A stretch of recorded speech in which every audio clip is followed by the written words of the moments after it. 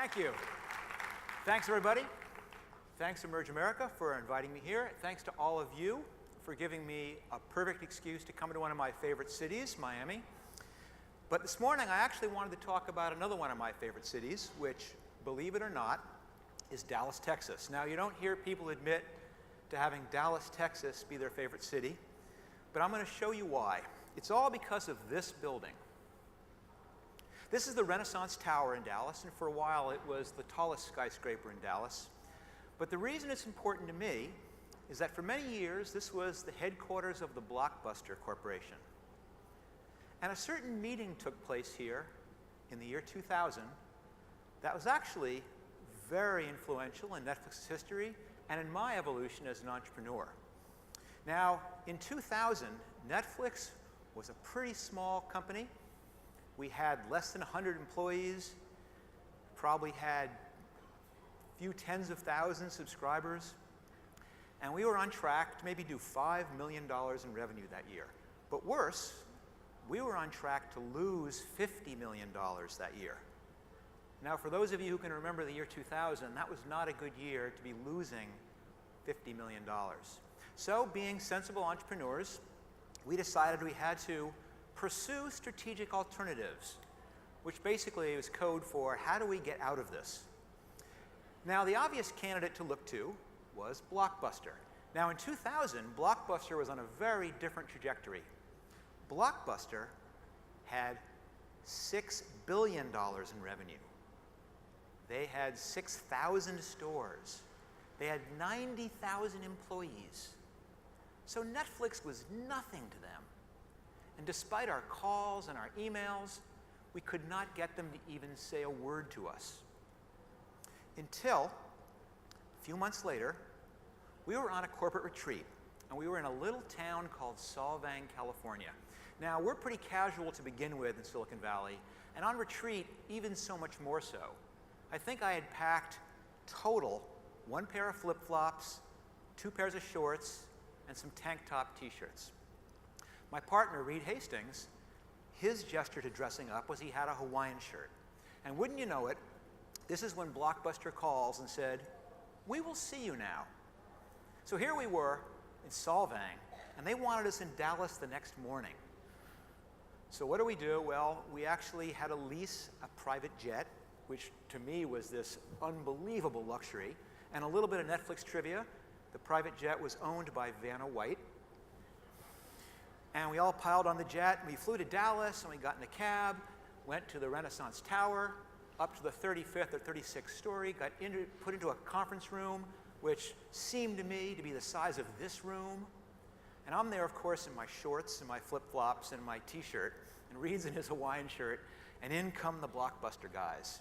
And they have their fancy suits and their $1,000 shoes. And we sit down and we tell them what we want to do. We say, wouldn't it be great if you purchased us, and then we will run the online part of the business. You guys can run the stores. We have a perfect synergy. And they nodded in all the right places. And they finally said, so, how much do you think we should pay for you? So Reed screwed up all of his courage, and he said, $50 million? And you know what they did? They laughed at us. And the meeting went downhill pretty quickly after that. And what I remember most, though, from that day was flying home on the jet. It was very quiet, and all I could do was say to myself, ugh, now we're going to have to kick their ass. And you know, it took us 10 years. But eventually, we drove Blockbuster into bankruptcy. Now, I tell you this story not to brag, but because in some ways it's a very interesting tale. On one hand, it's inspiring that just a handful of people with a crazy idea and some persistence could take down a $6 billion corporation. But the story's got a very different meaning if you are the $6 billion corporation. Because what it means is you never know where your next threat's coming from. What it means is that you have to disrupt yourself before someone disrupts you for you. And that's kind of what I wanted to talk about today. Where does that come from? Where does that start? Now, certainly, Netflix is a disruptive story, but Netflix was actually my 6th startup. And since leaving Netflix more than 10 years ago, I've worked with dozens of early-stage companies and worked with hundreds of early-stage entrepreneurs. And I've learned a tremendous amount about what it takes to start a company. But what I'm going to share with you right now is, I think, the most important thing I learned from that process. And it's simply this: that anyone can do it. That anywhere can do it. That any company can do it. This is not some magic secret formula. You do not need to be in Silicon Valley. I travel all over the world and find some phenomenal startup success stories in places like Buenos Aires, in Santiago, Chile. I was in Seoul, South Korea. It's in tiny towns in the United States and in big cities. You do not need to be in California. You do not need special training. You do not need to have MBAs, computer science degrees. Now, sure, one of my entrepreneurs is a dual PhD in math and computer science, but another dropped out of college as a sophomore, fought forest fires in Montana, drove an ambulance in LA, and then started his first company. Another played in a ska band for 10 years. Another of my entrepreneurs is only 17 years old. You do not need to be the best and the brightest. Some of the best entrepreneurs I know are not the A students. They're the B and the C students. They're the people who have not had all that risk wrung out of them by this grueling educational process where you feel you have to get everything right and never take a chance. So what do you need? And I think you need two things. First, you need to have a tolerance for risk. Risk-taking is fundamental to every new venture. And I don't mean scary, dangerous, risk-your-life risk. I mean the type of risk that says, I'm going to start down a path without knowing where it's going. I'm going to order something off the menu without having any idea how it's going to taste. I'm going to try an idea without knowing in advance whether it's a good one. But to do that, you need a second ingredient. What you need is an idea. In fact, as I'll explain in a bit, you're going to need lots of ideas. But I'm going to emphasize they do not need to be big ideas. Mark Zuckerberg just wanted to meet girls, and he ended up with Facebook. And Reed and I just wanted to rent DVDs by mail, and ended up with Netflix. And in fact, my son started his first company when he was 8 years old, when he realized the candy bar he could buy for 10 cents at the grocery store could be sold the next day at the schoolyard for $1. Candy arbitrage. Does not need to be a new idea.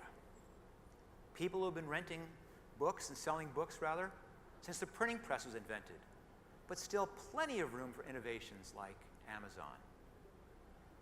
They've been renting transportation since the wheel was invented, but plenty of room for innovations like Uber and Lyft and relay rides, Get-Around, and the self-driving car.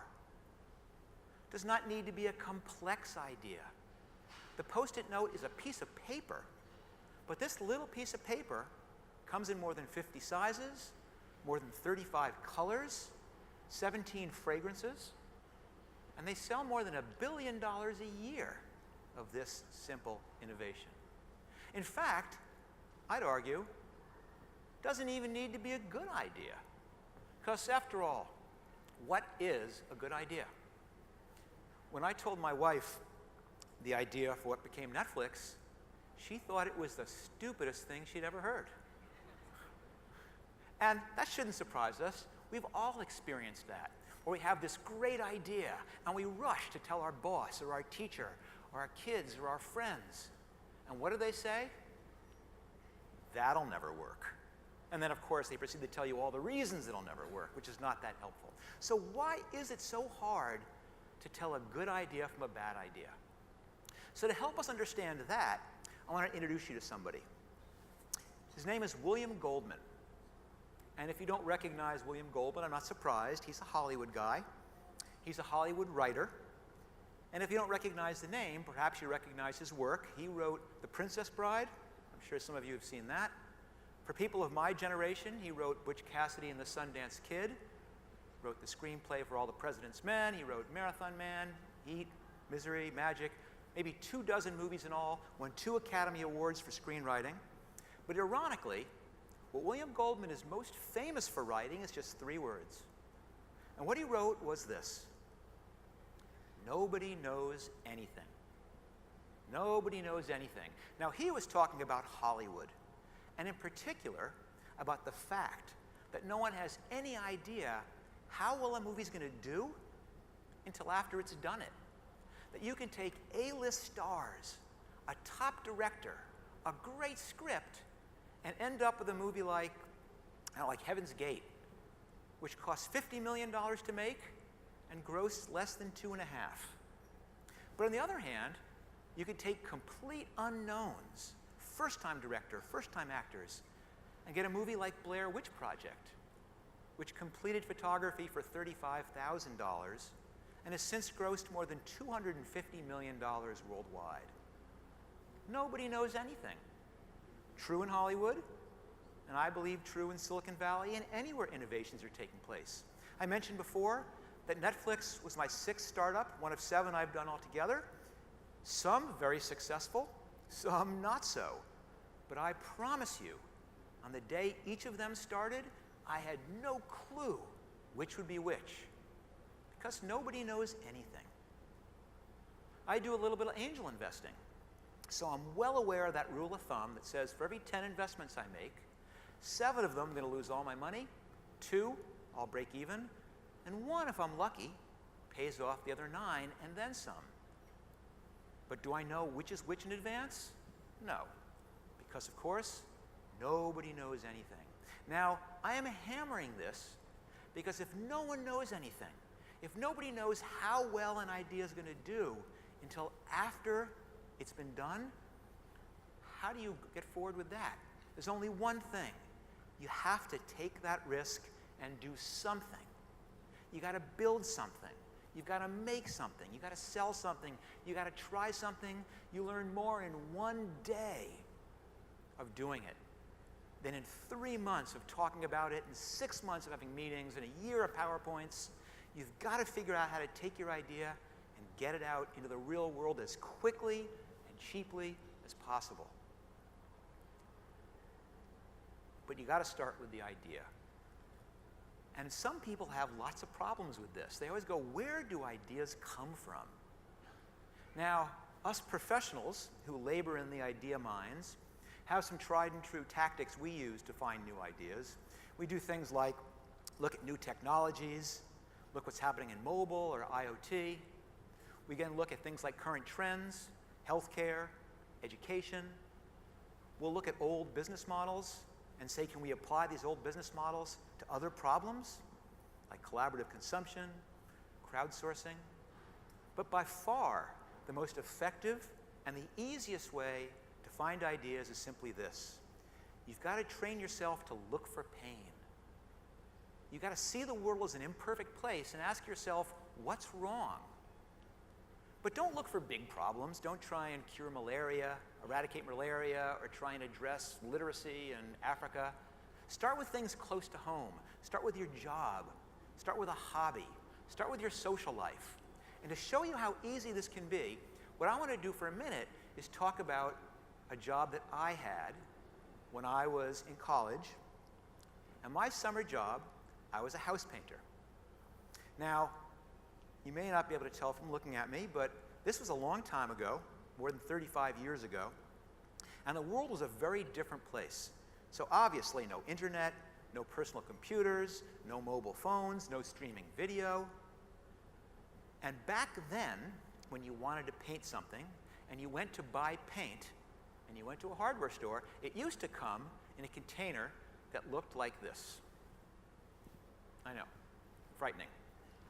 So imagine my surprise when this last summer I went to paint my daughter's bedroom, and Now it's a different world. I do have streaming video, and I do have Wi-Fi, and I do have self-driving cars, and I have all these amazing technological innovations.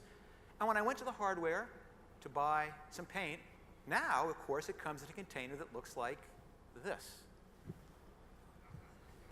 No change in 35 years. Now, is that because this is the ideal container that's been developed to sell paint? Well, I certainly hope not. It is so deeply flawed.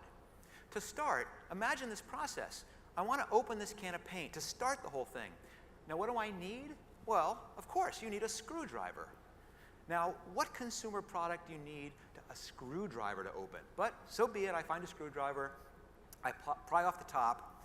And now I have this top of paint covered with paint. And I've got to figure out somewhere to put it so I don't step in it or make a mess of the floor. I figure that out. Now it's time to stir the paint.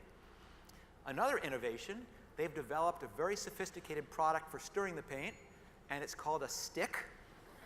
You can see it in the top here. So it works pretty well. You stir the paint, but now you've got a stick covered with paint. So you've got to get the paint off the stick, and there's a time-honored technique we use where we draw it across the edge of the can, and now it's dry on one side and there's paint the other. So of course, what do? You flip it over and you stick it back in the can. And now both sides are wet, a little bit less so, and you do this iterative back and forth until you've got a partly dry stick, and you put it with the top, put it aside. Now it's time to paint, and so I go pour my paint in my tray, and then when I pick it back up, unless I'm extremely careful, two things happen. The first is, you can see the can has an easy pour spout. So the paint drips down the side of the can, which of course, again, I've got to be careful I don't touch or get in the floor. But worse, it fills up that little lip that the top sits in. Now, I'll talk more about that in a moment. Now, I'm not going to go into the process of how I have to tape my windows, and I've got to put down drop cloths, and I've got to scrape things, and I have rollers, and to clean up, I've got to pull the roller off, the end off the roller handle, and clean out a... You all have been there. You know how bad this is. I'm just going to talk about the final step, when I pour the remaining paint back into the can, and I'm going to seal the can. Now, it made sense that to open this can, I used a screwdriver. So to close it, what do I need? Why, a hammer, of course. Perfect sense. Put the lid on, give it a wax with the hammer, and of course I forgot about the paint in the lip, and boom, paint all over the room. Now, I'm not telling you this so that you feel sorry for my painting. I'm telling it because I hope, as I told this story, you were thinking to yourself, why don't they sell paint like a milk carton? Or even better, why don't they sell it in the kind of container that detergent comes in? With a little lid, the detergent can go back in. Or why don't they have a spare lid with a top you can get as an aftermarket product? Or why isn't there a stirrer? Or why didn't they? Or why can't they? Or why won't they? Hopefully, just sitting here in 2 or 3 minutes, you had a dozen ideas spinning through your head. And that's where ideas come from. Because if you can do it for my stupid painting story, imagine how good you're going to find out what's wrong with things you actually know well. You see, contrary to popular belief, ideas do not spring from some mythical eureka moment. You have to be looking for them. The idea for Netflix, for example, did not come from some moment of anguish over a late fee on a movie. We were looking for that idea. It was buried in a big pile of bad ideas, and we didn't even find it in a video store. We found that idea while carpooling. Now, this story actually goes even further back to 1995, when 2 friends and I had a small startup, which 9 months later was acquired by a much bigger startup, a startup that was started by a gentleman named Reed Hastings. So that was fortuitous, and then I went to work with Reed, and only 6 months later, something wonderful happened. That much bigger startup was acquired by an even bigger startup. And that was great because the investors got paid off. All of a sudden, my stock options were in the money. But best of all, I was fired. And I was fired in that wonderful Silicon Valley way where they say, your services will no longer be needed. However, not so fast, young man. We need you to stick around for maybe 6 months. We know where things are. But you'll have nothing to do. Just come to work. And you'll have your office. You'll have your fast internet connection. You'll have your whiteboard with your new box of markers. And I said, sign me up.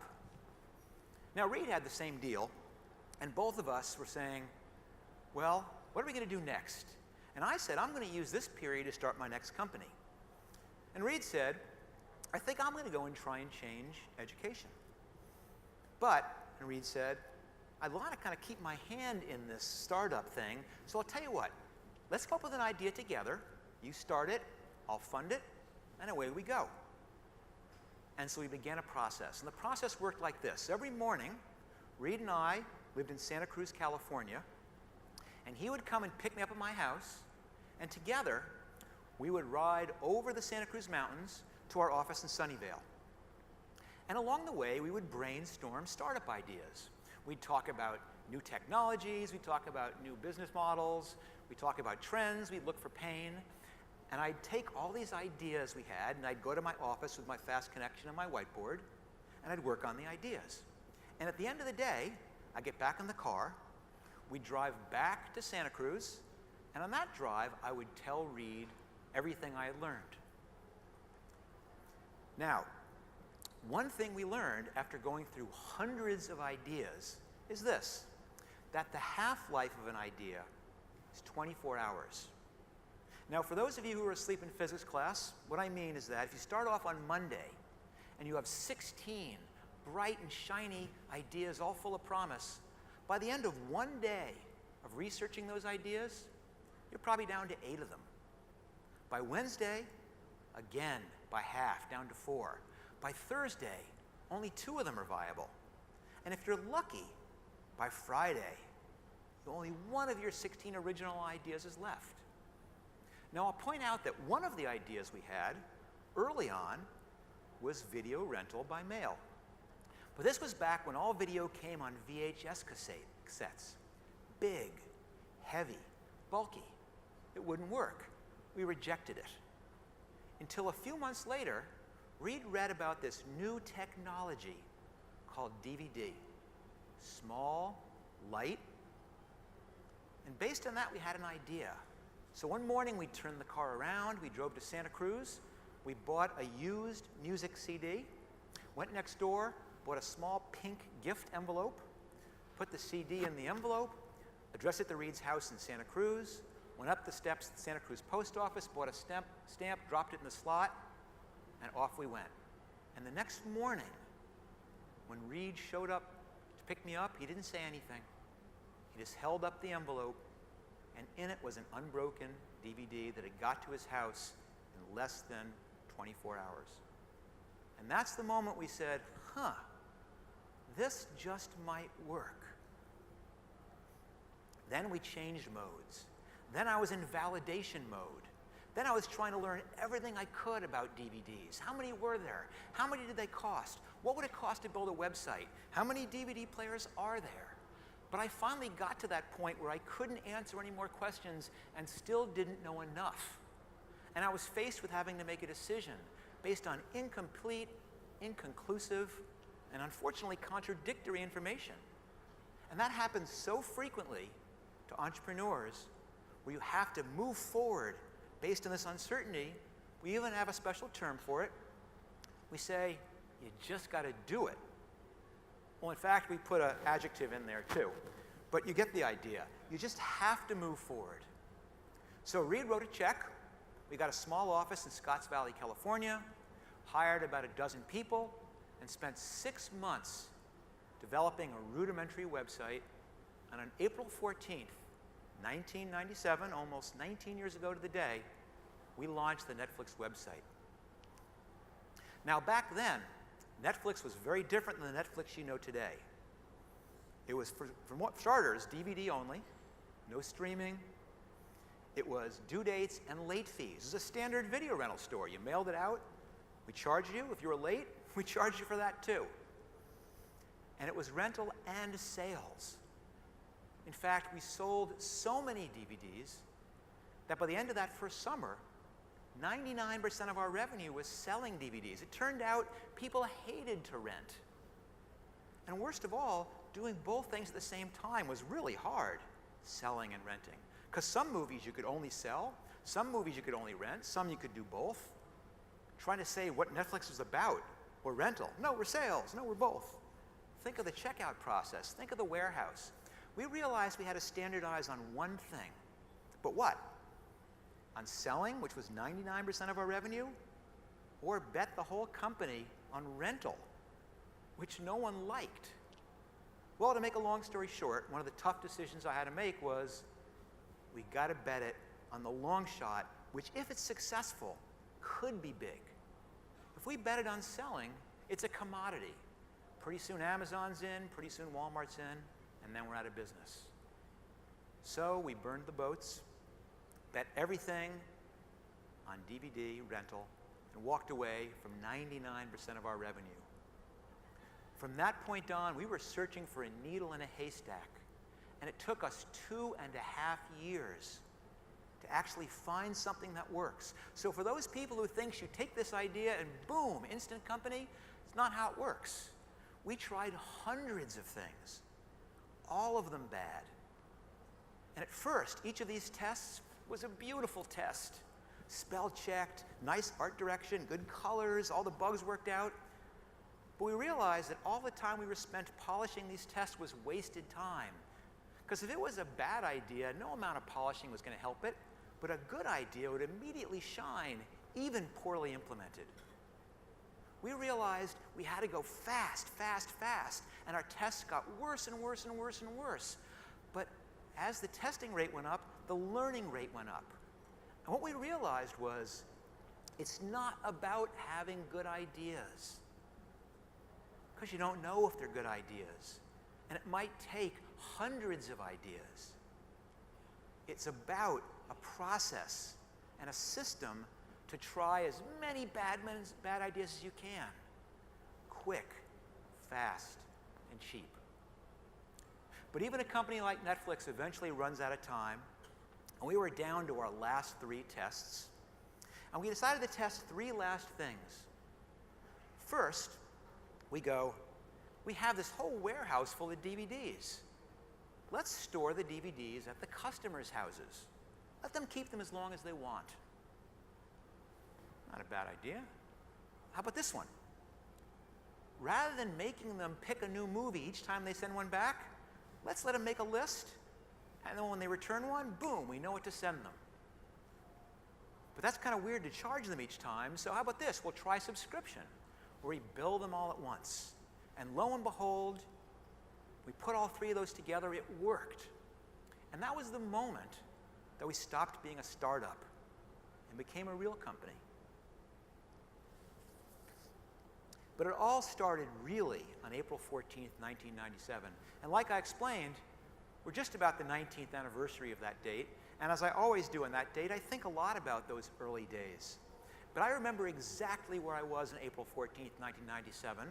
We had a small office, and I was in the conference room because we had all worked so hard. We were ready for this first day. And we had rigged up a computer to ring a bell every time an order came in. And at 9 o'clock, as it was time, our CTO leaned forward, hit the key, and we were live. And we all stood and sat around. Nothing happened. And then, ding! We all cheered, and we all cracked open the champagne. And then, ding, ding, 2 more orders. We all cheered again. And then, ding, ding, ding, ding, ding, ding, ding. And then silence.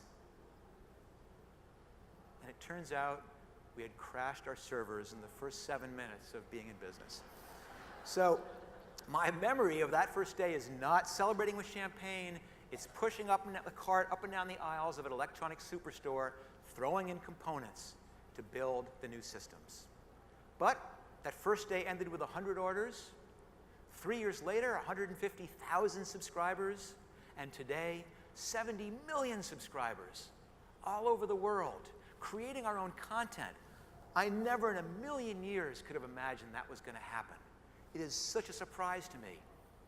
And people say, you must be so proud. And I say, I'm proud, but I'm never sure what to be proud of. Was I smart? Well, no. As I've told you, most of my ideas are bad ones. Was I persistent? Well, yeah. Each time I got knocked down, I stood up and kept pushing. But I think the thing I'm proudest of is my optimism. And not this glass half full optimism, I am a glasses overflowing optimism. I love every idea that I hear, which is why I'm such a terrible angel investor. So when I said you only need 2 things, I'm afraid I wasn't telling you the truth. There was 3 things you need. You need a tolerance for risk, you need an idea, but you really need confidence. When people come and tell you that'll never work, unfortunately, the reality is most of the time they're going to be right. But what you've got to say is, not my idea. I'm going to get this one right. I believe in myself. I'm going to make this happen. And sometimes you can. I want to close today by quoting from someone who I greatly admire, a gentleman named Nolan Bushnell, who is known as being the father of the video game industry, the founder of a company called Atari. For those of us who have kids, you may know him as the founder of Chuck E. Cheese pizza chain, and 17 or 18 other companies. But what Nolan said is this: everyone who's ever taken a shower has had an idea. But it's the person who gets out of the shower, dries off, and does something about it that makes a difference. So the next time you have an idea, I don't want it to die there. I want you to take that idea, get out of the shower, and do something with it. And if everyone else you know is saying that's a terrible idea, that'll never work, well, you can always call me, because I like every idea that I hear. Thank you very much.